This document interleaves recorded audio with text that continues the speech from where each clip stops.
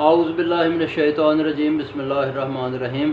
اللہم صلی علی سیدنا محمد وعلی آل سیدنا محمد وبارک وسلم۔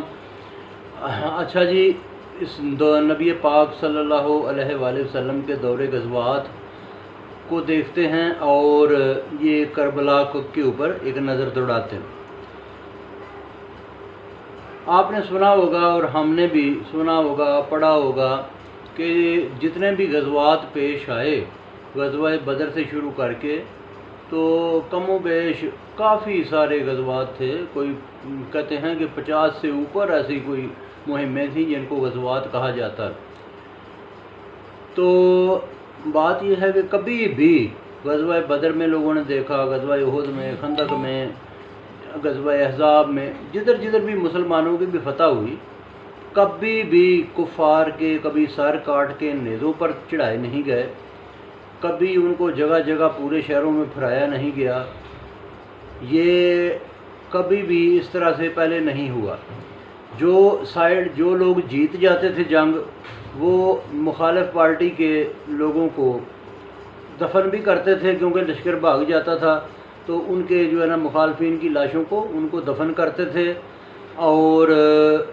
اس طرح سے لاشوں کی بے حرمتی کرنا، سر کاٹ کے پھرانا، یہ نہیں ہوتا تھا۔ غزوہ بدر میں بھی ایک ایک کنواں تھا بہت گہرا، نبی پاک صلی اللہ علیہ وآلہ وسلم نے فرمایا یہ خشک کنواں ہے، کفار کی ساری لاشیں اس میں ڈال دو اور اوپر سے مٹی ڈال دو۔ کربلا کے میدان میں ہم نے دیکھا کہ یہ تو نمبر ایک کہ جنگ تو تھی ہی نہیں، کیونکہ کبھی بھی نہیں کوئی لشکر کشی نہیں ہوئی، لشکر نہیں بنائے گئے۔ راستے میں امام علی مقام جا رہے تھے کوفہ کی جانب کہ ان کو گھیر دیا گیا، اور راستے میں ہی ان کو جب کوفے کے قریب سے جب کربلا کی طرف کو جائیں تو 70 میل دور، 70 کلومیٹر کا فاصلہ، تو 70 کلومیٹر دور ان کو وہ کوفے سے ان کو دور لے جایا گیا اور کربلا میں اترنے پہ مجبور کیا گیا۔ دوسرا دیکھیں کہ شہادت کے بعد ان کے وہ پہلے پانی بند کیا گیا، شہادت کے بعد سر کاٹ کے شہر شہر پھرائے گئے، عورتوں کو قیدی بنایا گیا۔ اگر کوئی آج کل کوئی نہ مانے کہ یہ ایسے نہیں ہوا، تو پھر دمشق میں بی بی سکینہ کی قبر مبارک کیوں، بی بی زینب سلام اللہ علیہ کی قبر مبارک کیوں؟ تو یہ اس لیے اللہ تعالیٰ نے یہ اس واقعہ کو پوری دنیا میں متعارف کروانا تھا، اور پھر ایک پوری قوم پیدا کرنی تھی جو کہ تا قیامت احتجاج کرے گی یہ کہ ناحق خون کربلا میں کیسے بہایا گیا۔ تو انہوں نے وہ ظلم کیے جب خیموں کو آگ لگائی گئی، تو مطلب جلا کے لوگوں کو مارنے کی کوشش کی گئی، تو کوئی ایسا ظلم نہیں جو انہوں نے روا نہیں رکھا۔ اور یہ جس کو کمزور دیکھتے تھے اس دور کے لوگ، ان کو ڈراتے دھمکاتے، ان کو ایسے طریقے سے ڈراتے، اور ان کو آج بھی اگر کوئی وہ اصل واقعہ دیکھ لے تو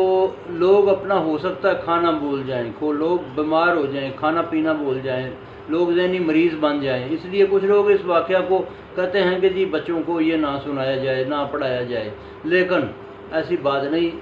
یہ واقعہ وہ اس میں بہت سارے سبق ہیں، بہت سارا اس کے بیچ میں آل رسول کی عظمت ہے، اور آل رسول کا ذکر ہے، اور جنت کی سرداری ہے ان کی، اور ان کو مانے بغیر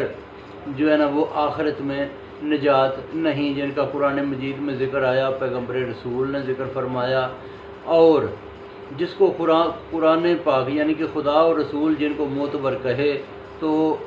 کسی مسلمان کی مجال نہیں کہ وہ اس کے ایک لفظ سے بھی، ایک